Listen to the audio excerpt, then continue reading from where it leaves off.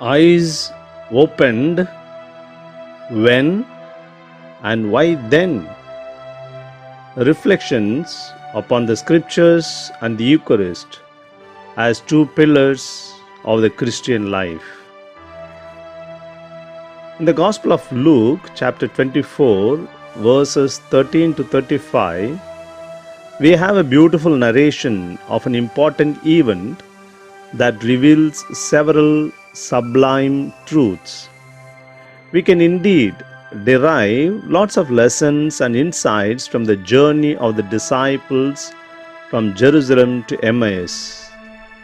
They go in a confused and frustrated mindset. Confused because they could not believe the women who claimed about the empty tomb and the message from the angels about Jesus' resurrection. That news was perhaps too joyful and desirable for them that they could not believe it, though at the heart of their hearts they must have wished it to be very true. That is why they were confused. Similarly, they were frustrated because all their hopes on Jesus were shattered, especially the hope that he could liberate the Israelites. When Jesus was crucified on the cross, therefore, it was not just Jesus, but along with him, their dear hopes were also crucified. When they lost hopes, naturally, they lost meaning in their lives as well. So the disciples on their journey to Emmaus were in a state of mind for whom there was no future nor any meaning in life. But as the narration goes, they themselves experienced the risen Jesus. They walked with him, spoke to him, stayed with him, prayed with him, and participated in the breaking of the bread. The most interesting thing to note is that when the stranger Jesus explains all the prophets, starting from Moses, and how the Messiah would fulfill God's plans of salvation, their eyes did not open. In fact, Jesus was surprised at their unpreparedness to believe what is said in the scriptures regarding the Messiah. He was even irritated and openly expressed his annoyance with them. In verse 25, we read, "He said to them, 'How foolish you are, and how slow to believe all that the prophets have spoken.'" One may now wonder how those disciples tolerated a stranger, a sojourner, who just joined them on the way to rebuke them as fools. They did not react to his reprimanding and harsh words because perhaps some sort of transformation must have already started in their minds and hearts. Realization and recognition of Jesus was a process. The scriptures paved the way, equipped them intellectually, clarified the concepts, explained, narrated the prophecies. It certainly prepared them to understand the truth, but still their eyes were not opened at that point. Their eyes were open only when Jesus broke the bread at table. Breaking of the bread, that is was a last event that Jesus did together with his apostles. It was, so to say, the climax of his whole life. During the Last Supper on the Maundy Thursday, he symbolically or sacramentally gave himself to them in the form of bread and wine, but on the next day, the Good Friday, he literally and physically gave his body and every drop of blood on the cross. He himself became the sacrificial victim as well as the one who offered the sacrifice, and obviously the cross on the top of Calvary became the sacrificial table. His sacrifice was so powerful that there was no need to repeat it. His one sacrifice was so perfect that it became the final and absolute. Unlike the sacrifices performed by the priests of the earlier times, they offered sacrificial animals as a reparation of their sins. They used the sacrificial table made of stones, but Jesus' sacrifice became once and for all, precisely because he was both the sacrificial animal and the one who performed the sacrifice. That is why the letter to the Hebrews declares in clear terms, "And every priest stands daily at his service, offering repeatedly the same sacrifices which can never take away sins. But when Christ had offered for all time a single sacrifice for sins, he sat down at the right hand of God, waiting from that time until his enemies should be made a footstool for his feet. For by a single offering he has perfected for all time those who are being sanctified." Letter to the Hebrews chapter 10 verses 11 to 14.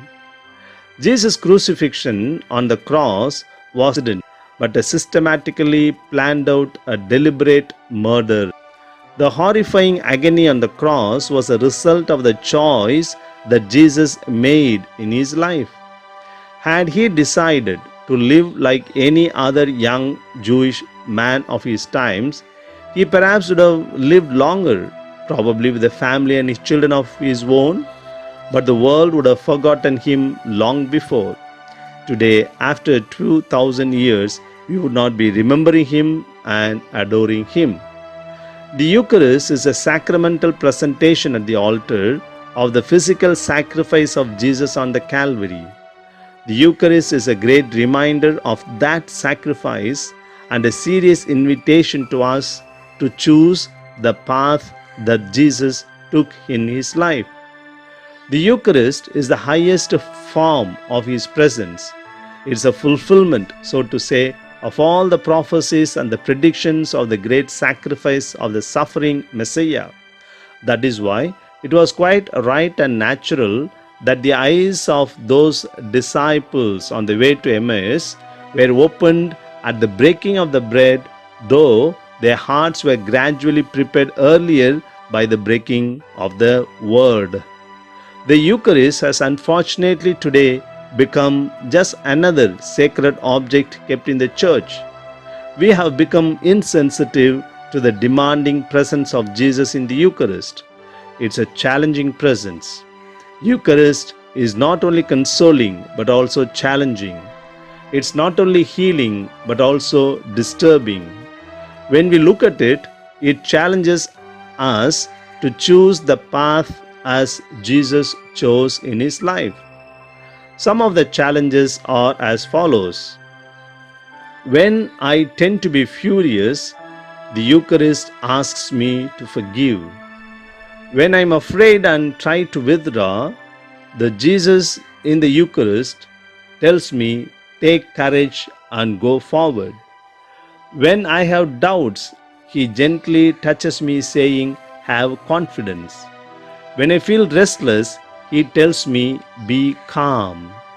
When I prefer to go on my own way, he commands me, come and follow me. When I set my own plans, he shocks me by saying, forget about them. When I fight for the material goods, he says, leave them behind. When I want security in my life, he says, I promise you absolutely nothing. When I like to live my own life, he tells me, give up your life. When I like to command others, he tells me, obey. When I like to boss over others, he invites me to serve. When I try to understand with my brains, he tells me, believe with your heart. When I like clarity, he speaks to me in parables. When I like poetry, he speaks to me of realities in plain words. When I like to preserve my tranquility, he likes that I am disturbed. When I go in for violent reactions, He says, "Peace be with you." When I draw my sword, He orders me, "Put that away." When I think of revenge, He challenges me, saying, "Offer your other cheek." When I choose hatred, He says, "Love your enemies." When I go in for compromises, He says, "I have come to cast fire on earth." When I like to remain hidden, He demands that I let my light shine. When I eagerly look for the first place and the best place, He directs me to sit in the last bench.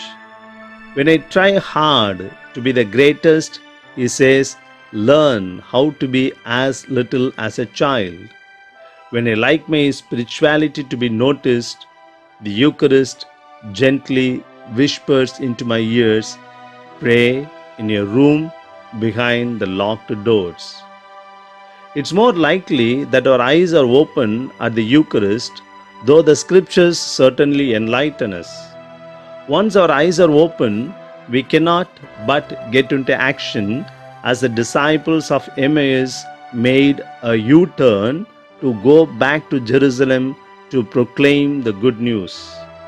Let's therefore allow ourselves to be enlightened by the scriptures, allow our eyes to be opened by the Eucharist, and allow ourselves to be challenged by the demanding presence of Jesus in the Eucharist.